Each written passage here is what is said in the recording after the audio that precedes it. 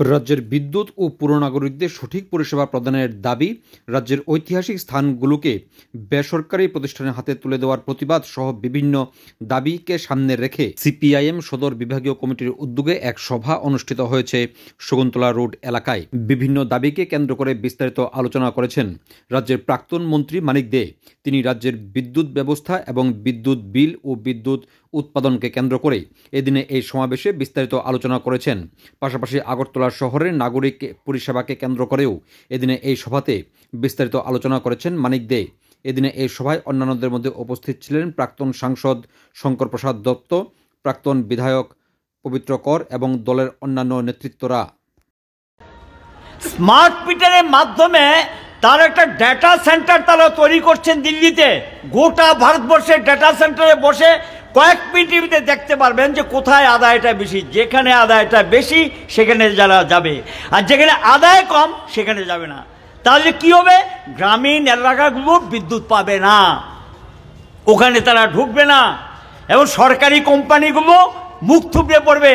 আমাদের সময় এই বিদ্যুৎ নিগম বলতে কোনো দ্বিধা নেই। আপনাদের সামনে আপনাদের সহযোগিতায়, আপনাদের সাহায্য নিয়ে এটা 2005 ইংরাজির, এর আগে ছিল এটা ত্রিপুরা সরকারের দপ্তর। আমরা এটাকে কোম্পানিতে পরিণত করেছি 2005 সালের 1 জানুয়ারি। সেই দিন থেকে ত্রিপুরা সরকার থেকে কোনো নিগম অর্থ নেয়নি। বেতনের টাকা, ভাতার টাকা সব আপনাদের আদায় থেকে চলেছে। বিদ্যুৎ কেনার টাকা, গ্যাসের টাকা সব আদায় থেকে চলেছে, কোনো অসুবিধা হয়নি। লভ্যাংশ একসময় গভর্নমেন্টকে আমরা লাভের টাকাও দিয়েছিলাম আমরা নিগমের পক্ষ থেকে। তাদের প্রায় 300 কোটি টাকার মতো ফিক্সড ডিপোজিট ছিল। আজকে বামফ্রন্ট সরকার যাওয়ার পর এই বিদ্যুৎ নিগমের এখন নাকি শুনতে পাচ্ছি তাদের যে লাস্ট যে এটা বেরিয়েছে ব্যালেন্স শিটটা আমি দেখার সুযোগ হয়েছিল, আমি দেখেছি ব্যালেন্স শিটের অবস্থাটা কি। 900 কোটি টাকার উপরে দেনাগ্রস্ত হয়ে গেছে এই কোম্পানি। যে কোনো সময় কোম্পানি দেউলিয়া পরিণত হবে এবং এই কোম্পানি যদি অচল হয়ে যায় কে আসবে? প্রাইভেট কোম্পানি এই জায়গা দখল করবে। আর প্রাইভেট কোম্পানি যখন আসবে ট্যাক্সটা পাবেন, কয় মাসে বছর যায় বুঝতে পারবেন।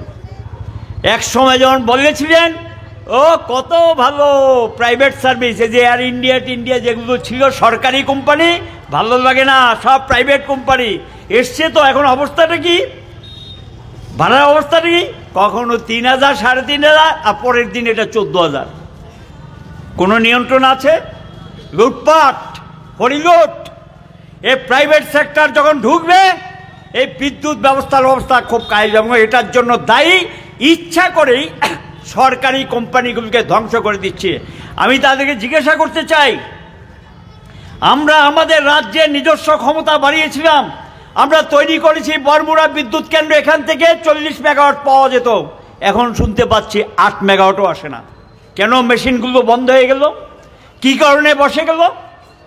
কি কারণে গ্যাসের টাকা দিচ্ছেন না ওএনজিসি? কেন গ্যাস সরবরাহ অনিয়মিত? কেন টারবাইনগুলো ঠিক করা হলো না?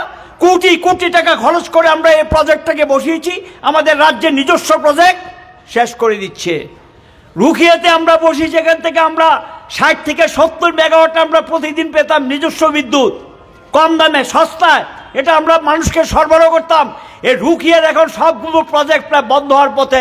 শুনতে পাচ্ছি মাত্র একটা প্রজেক্ট চালু আছে, 20 মেগাওয়াটের মতো নাকি বিদ্যুৎ আসে। তো ত্রিপুরার বিদ্যুৎ কোথায়? ত্রিপুরা কিন্তু নিজস্ব বিদ্যুৎ শেষ।